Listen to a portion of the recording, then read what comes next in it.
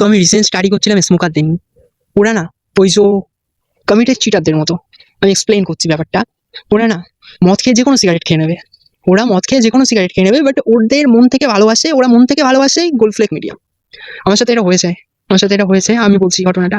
So recent আমি একদিন মদ খেয়ে বাড়ি এসেছি, আমার গোল্ড ফ্লেক মিডিয়ামের প্যাকেটটা দরজার সামনে দাঁড়িয়ে আছে। ও আমাকে বলছে, তুমি আইস ব্লাস্ট খেয়ে এসছো?